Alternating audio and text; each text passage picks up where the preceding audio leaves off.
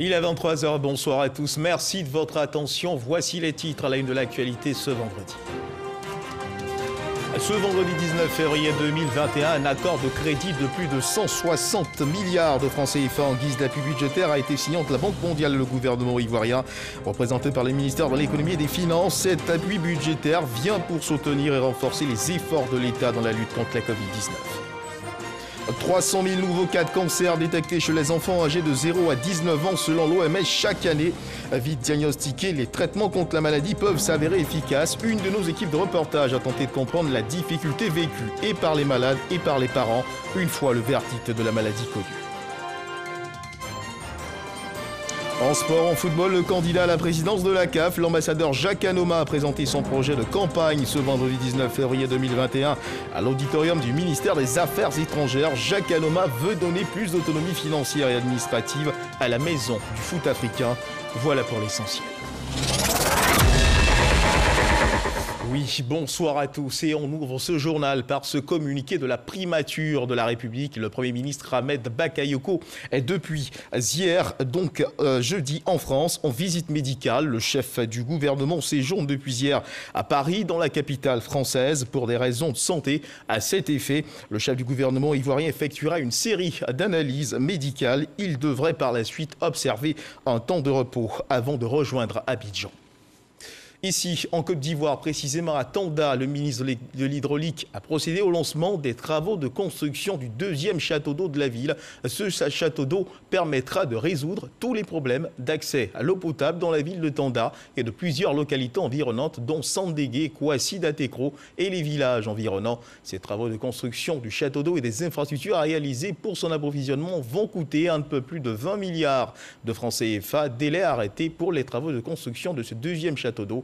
24 mois, Herman Yamia nous en parle. Ce château d'eau que voici, d'une capacité de 200 mètres cubes jour, a été construit depuis 1973 pour alimenter la ville de Tanda en eau potable. Avec l'explosion démographique, la capacité de cet ouvrage a été très vite dépassée.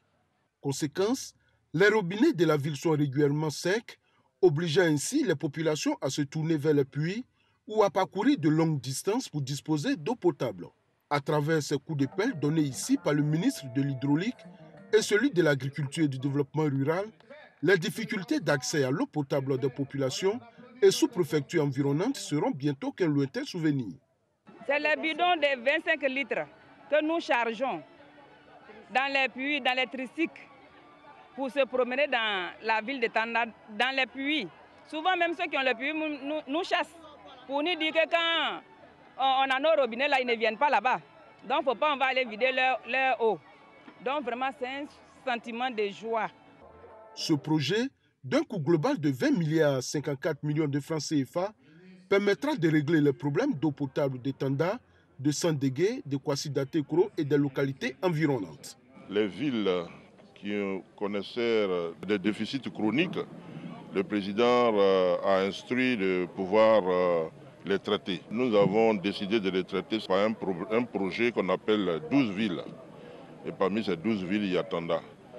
Ce projet consistera en la réalisation de plusieurs infrastructures hydrauliques, dont les plus saillants sont entre autres la construction d'une station de prise d'eau brute de capacité 280 m3/h, la construction d'une station de traitement de 280 m3/h, la construction de 2 nouveaux châteaux d'eau, dont un de 500 m3 jour, dans le village de Komambo et l'autre de 1000 m3 jour dans la ville de Tanda.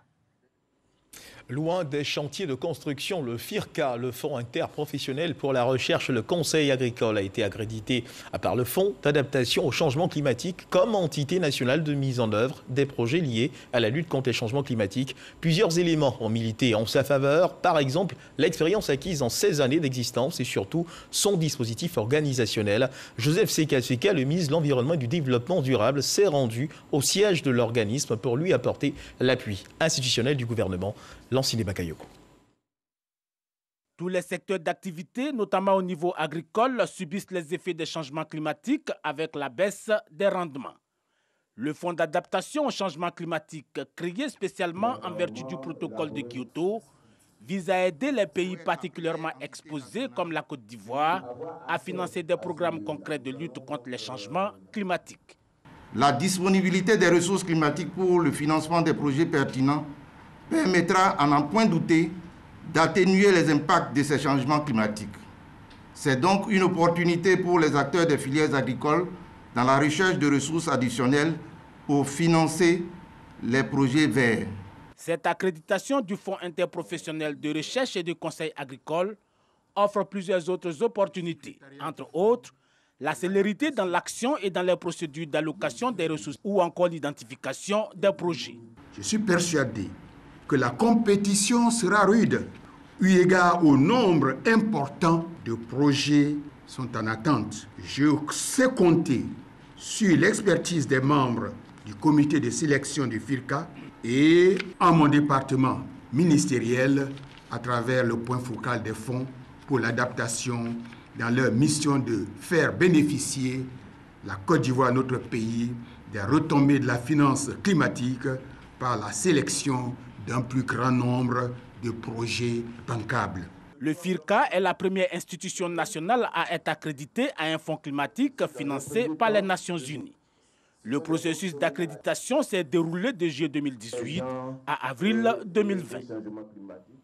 La chaire UNESCO aux femmes et pouvoir de décision a procédé au lancement de son label Genre et compétitivité des entreprises GCE dans la commune du Plateau. Ce label est la contribution apportée par la chaire UNESCO aux femmes et pouvoir de décision Côte d'Ivoire à la politique nationale de renforcement de la performance et de la compétitivité du secteur privé.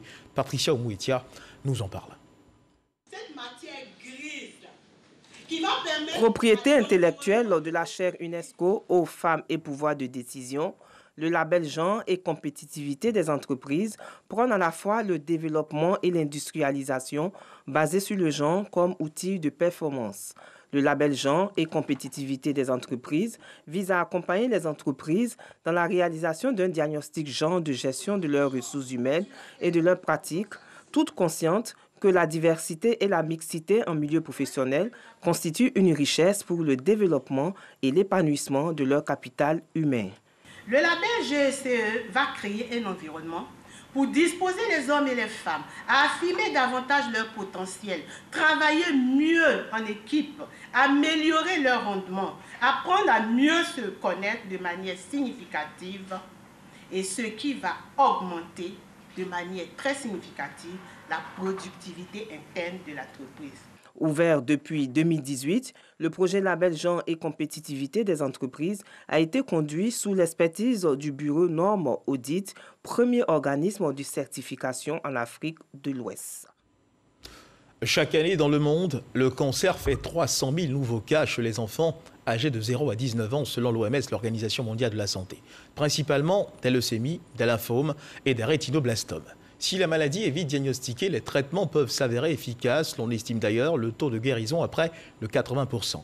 Le lundi 15 février dernier, à l'occasion de la Journée internationale du cancer de l'enfant, une de nos équipes de reportage a rencontré des malades du cancer dont l'âge est compris entre 2 et 16 ans, un diagnostic toujours difficilement vécu, tant pour les patients que pour les parents. Entre traitement médical rigoureux et coûts de traitement très élevés, on n'est pas loin d'une certaine forme de descente aux enfers pour les parents. Un dossier signé Salima Toutia.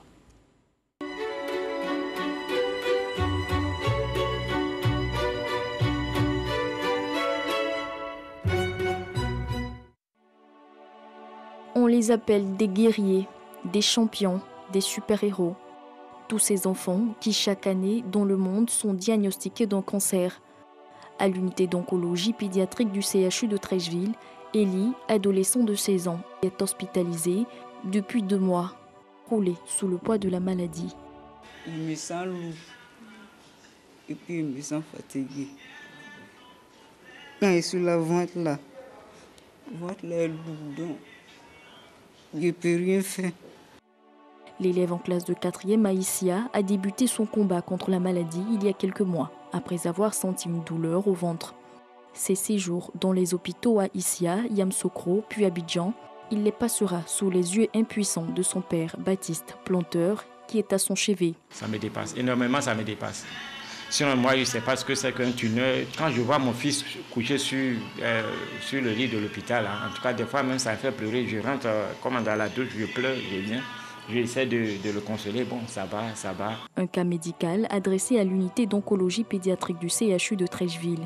Le bilan diagnostic est tombé il y a à peine une semaine. Ils nous ont fait le diagnostic histologique d'un rhabdomyosarcome, qui est une tumeur de l'enfant. On retrouve également chez l'enfant, mais une tumeur qu'on peut retrouver aussi chez l'adulte. C'est une tumeur qui est en rapport avec le muscle strié, mais il peut se localiser partout dans l'organisme.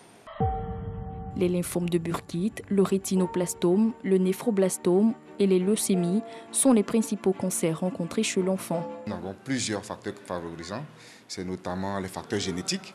Et quand on parle de facteurs génétiques, ce sont des anomalies spécifiques qui peuvent porter sur des chromosomes ou ce qu'on appelle des délétions ou qui portent sur des gènes et qui sont favorables à la survenue des cancers chez l'enfant. Et puis vous avez des facteurs infectieux. Le virus de l'hépatite peut être à l'origine du cancer du foie. Le CHU de Trècheville reçoit en moyenne 150 nouveaux cas sur les 400 diagnostiqués par an, avec une prise en charge pluridisciplinaire. En fonction des tumeurs, certaines tumeurs ont bénéficié de chimiothérapie, de radiothérapie et de chirurgie. Et en plus du traitement spécifique de son cancer, vous avez ce qu'on appelle le traitement adjuvant.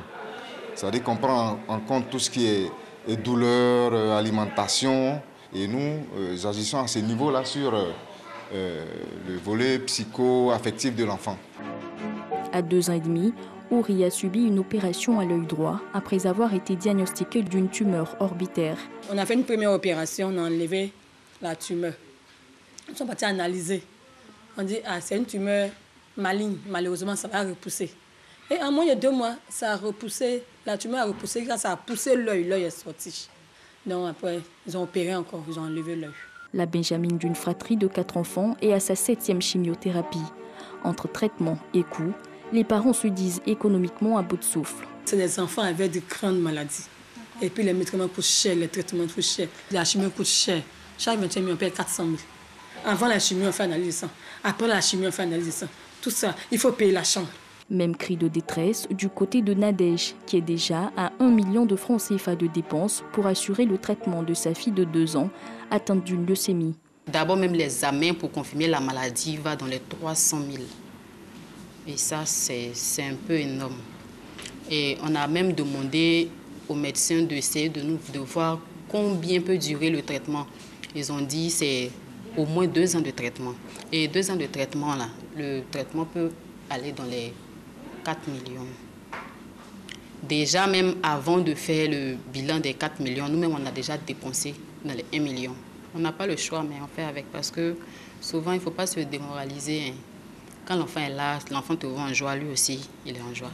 Une joie qui incarne un espoir de guérison. La prise en charge du cancer pédiatrique est une réalité en Côte d'Ivoire depuis 1995 avec la création de l'unité d'oncologie pédiatrique. Et récemment, l'ouverture de l'hôpital mère-enfant de Benjerville. Selon le programme national de lutte contre le cancer, la politique gouvernementale a permis d'améliorer l'accès au traitement, mais également de la réduction des coûts des médicaments. Sinon, au niveau de la gratuité, l'État est en train de faire des efforts dans ce sens pour permettre la gratuité même de certains anticancéreux pour soulager les parents d'enfants malades. Des malades qui sont diagnostiqués dans certains cas à un stade tardif, d'où le taux de décès qui avoisine les 80% pour ces cas, selon le PNLCA.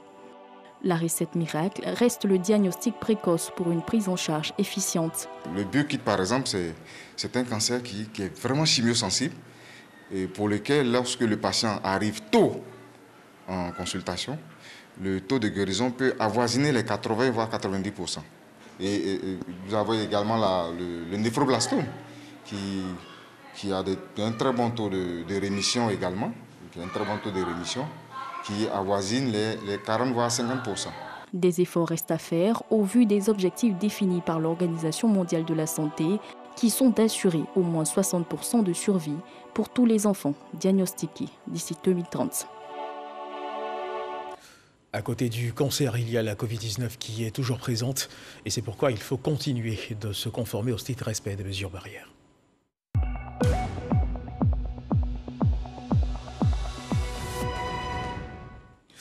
Le ministère de la Santé et de l'Hygiène publique a d'ailleurs enregistré ce vendredi 19 février 2021 213 nouveaux cas de Covid-19 sur 3715 échantillons prélevés, soit 5,7% de cas positifs, 119 guéris et 2 décès.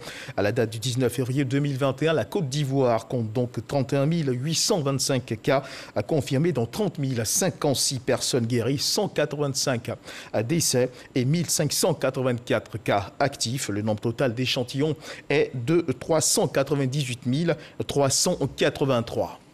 Et toujours sur l'actualité de la Covid-19, ce triste constat et ces chiffres qui ne rassurent pas l'Afrique qui subit une seconde vague de coronavirus a passé la barre des 100 000 morts depuis le début de la pandémie pour 3 793 660 cas déclarés selon un comptage de l'AFP.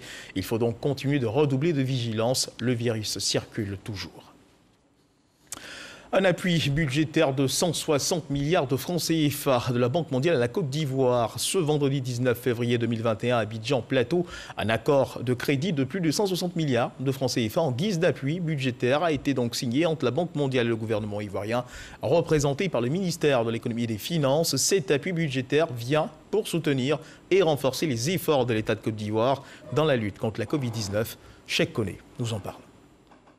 C'est un accord de crédit IDA de plus de 160 milliards de francs CFA à titre d'appui budgétaire que la Banque mondiale fait à la Côte d'Ivoire. Cette opération d'appui budgétaire du groupe de la Banque mondiale vient soutenir les efforts du gouvernement pour continuer à sauver des vies, venir en aide aux plus défavorisés et aider les entreprises à faire face aux impacts de la crise. Au dire de la directrice des opérations de la Banque mondiale, ce dispositif d'appui budgétaire se concentre sur 3 types de réformes que le gouvernement a entrepris.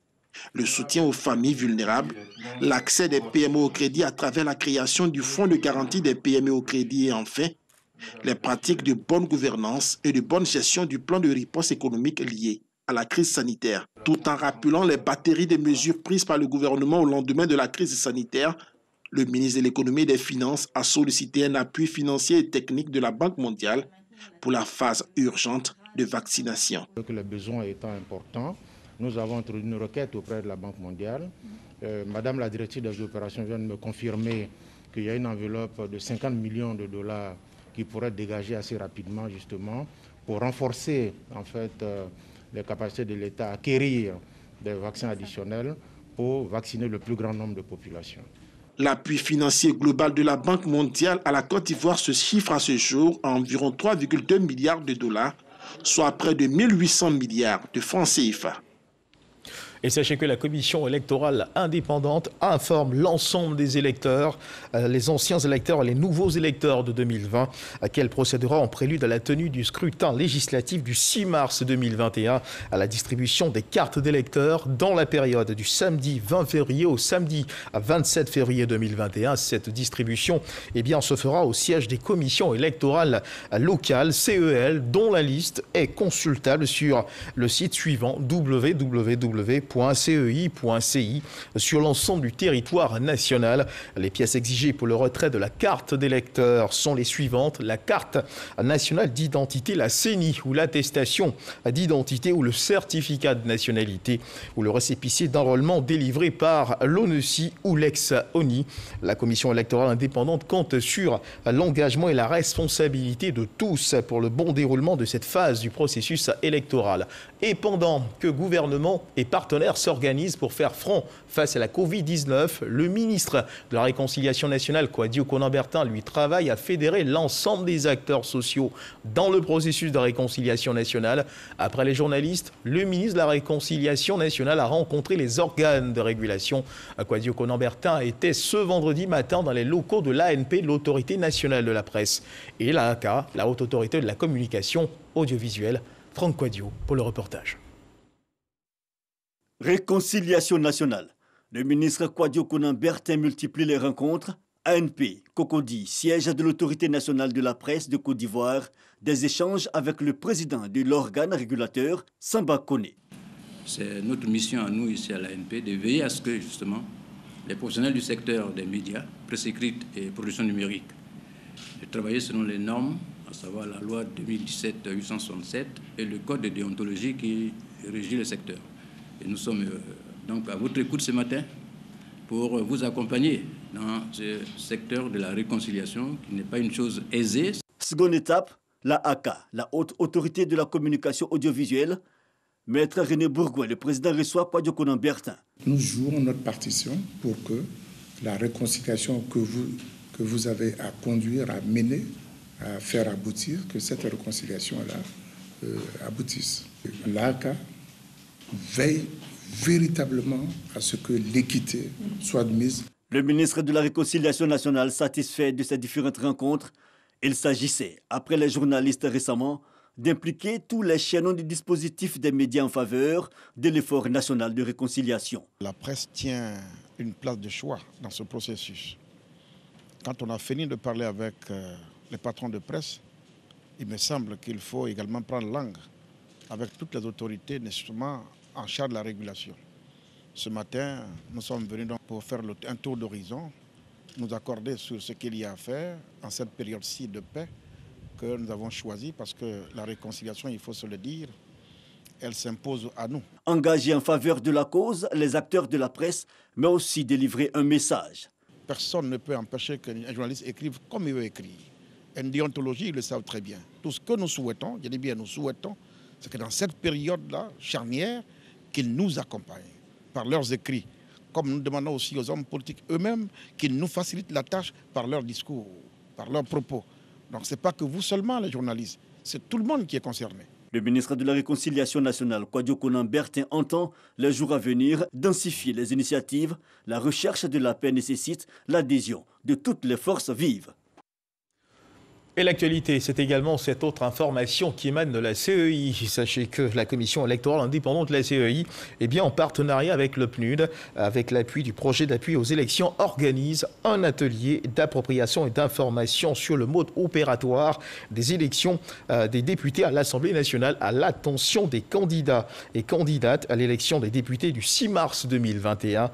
Cet atelier qui vise à contribuer au renforcement de la transparence du processus électoral aura lieu le mardi 23 février 2021 à l'espace Latry 26 à Abidjan. Deux plateaux Carrefour Duncan à partir de 10h. Vu l'importance de cette formation, chaque candidature ou liste de candidatures est tenue de se faire représenter par une personne. Le présent communiqué tient lieu d'invitation et pour toute information complémentaire, prière de joindre le secrétariat permanent de la CEI au 27 22 40 09 90. On parle à présent de diplomatie. Un émissaire du président sri-lankais reçu par le ministre Ali Coulibaly. Il s'agit bien sûr de l'ambassadeur Kana Vulipillai Kannanathan. Ce dernier était porteur d'un message du président sri-lankais Gotabaya Rajapaksa. Reportage Jean-Louis Bangou. Le Sri Lanka ambitionne d'investir dans les domaines agricoles et énergétiques en Côte d'Ivoire.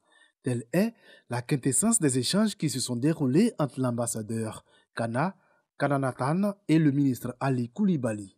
Le diplomate qui conduisait la délégation sri-lankaise en prospection dans le pays était porteur des messages du président sri-lankais Gotabaya Rajapaksa.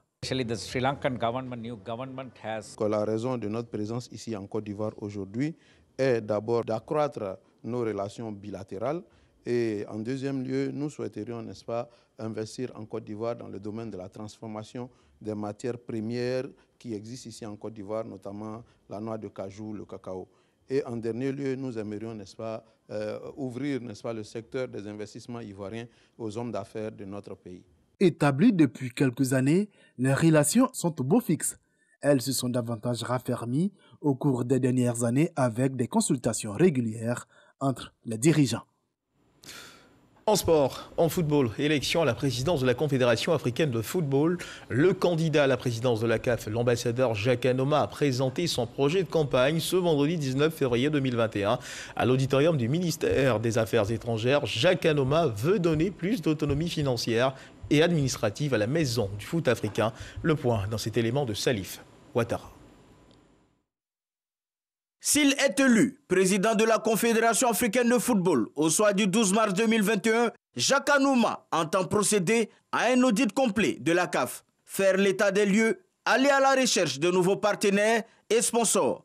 Restauration de son administration, ses ambitions, sa gestion, ses performances et son image. À la tête d'un comité exécutif soudé, solidaire, engagé et responsable de ses choix, nous parviendrons à faire du football africain une référence dans le monde. Jacques Anouma entend également être un président à plein temps, prêt à servir le football africain à 100%. Je vous l'ai dit, je serai un président à 100%. Voilà. Il est très important que, comme les autres confédérations ou les autres institutions internationales dont les sièges ne sont pas dans le pays du président, qu'on sente la présence de celui qui a été élu. Jacques Anouma a également lancé un appel au président de la FIFA, Gianni Infantino. Objectif du candidat ivoirien à la présidence de la CAF, établir un rapport de respect entre la CAF et la FIFA. Je ne lui demande pas amitié au nom de notre longue amitié. Équilibre un peu les choses. Viens en Côte d'Ivoire aussi. Même si je ne suis pas le choix présumé de la FIFA, comme certains le disent, j'en sais rien. Mais je lui demande de venir aussi en Côte d'Ivoire. Comme ça, les soupçons vont s'atténuer. Le candidat Jacques Anouma s'envole pour Dakar, au Sénégal, ce samedi 20 février 2021. Première destination d'un périple qui l'amènera dans plusieurs capitales africaines où il ira présenter son projet pour la CAF aux différents électeurs. Et puis cette information de nécrologie, il a tiré sa révérence le 30 septembre dernier au Ghana. Édouard Sanson Kouaou, grande figure du secteur de l'agriculture en Côte d'Ivoire, sera inhumé demain, samedi 20 février, à Niablé, son village natal. Sa levée de corps a eu lieu ce vendredi à Ivosep en présence d'éminentes personnalités du monde politique, économique et culturel. Nous y reviendrons certainement dans nos prochaines éditions. Direction le Niger, dernier jour de campagne de l'élection présidentielle dans le pays. Les 7,5 millions d'électeurs vont départager dimanche Mohamed Bazoum et Mahaman Ousmane. Le pays en passe de renforcer sa démocratie. Les Nigériens espèrent un bon déroulement du processus électoral. Sidonie Davila et Ulrika Dango, nos envoyés spéciaux. Le Niger connaîtra sa première alternance démocratique à l'issue de l'élection présidentielle du 21 février. Une victoire pour la démocratie nigérienne, selon Ismaïlou Aboubakar, un activiste qui se veut sceptique. D'abord, un pari qui est en voie d'être gagné. On ne peut qu'applaudir. On ne peut que vraiment remercier Excellence Monsieur le Président pour cette alternance démocratique. Donc c'est un pas vers la démocratie, n'est-ce pas, proprement dit dans notre pays. Moussa Tchangari, secrétaire général de l'association alternative Espace Citoyen au Niger, cet autre activiste, est d'un avis contraire. C'est vrai que l'alternance en tant que telle, c'est bien. Ça montre que, bon, donc, en fait, au moins, il y a des élections qui se font et que, bon, le parti qui est au pouvoir peut perdre et des partis qui sont à l'opposition, ou un ou plusieurs coalisés ou seuls peut gagner une élection. C'est peut-être une bonne chose. Mais ce qui va changer la vie des gens, ce n'est pas seulement ça. C'est concrètement, est-ce que, en fait, il y aura, et l'alternance va aussi s'accompagner par un changement. Alternance démocratique ou changement, la population nigérienne, elle, aspire à bien plus. Que quand même ces élections du deuxième tour se passent dans l'accalmie, dans la sérénité, pour que nous puissions retrouver cette sécurité, ce calme qui effectivement est un cri de cœur de tout un peuple. Selon les statistiques, les jeunes représentent plus de 50% de la population nigérienne. Cette jeunesse se dit préoccupée par la situation sociopolitique en prélude à la présidentielle. Elle appelle de tous ses voeux à une élection apaisée. Nous appelons la population nigérienne à ne pas céder aux manœuvres politiques et politiciennes permettant de créer des tensions inutiles qui vont ramener notre pays à des années multiples derrière. où le Niger ne pourra jamais sortir de l'ornière dans laquelle il se trouve. Nous sommes en train d'émerger. Aujourd'hui, la principale cause qui va faire en sorte que nous puissions émerger, c'est de ne pas faire une crise politique en dehors de l'insécurité que nous sommes en train de vivre. Il faut qu'on puisse conserver la paix sociale, la quiétude sociale entre les Nigériens. Vraiment, nous souhaitons des élections vraiment libres et transparentes. Et les responsables doivent vraiment prendre toutes leurs responsabilités pour que ces élections-là puissent se passer dans de meilleures conditions. Élections crédibles, transparentes et apaisées. La Commission électorale nationale indépendante, CENI, rassure les populations sur le second tour de la présidentielle prévu le dimanche prochain afin de garantir la première alternance démocratique au Niger. Et c'est la fin de cette édition. Merci de nous avoir suivis. Agréable fin de soirée. Dieu garde la Côte d'Ivoire.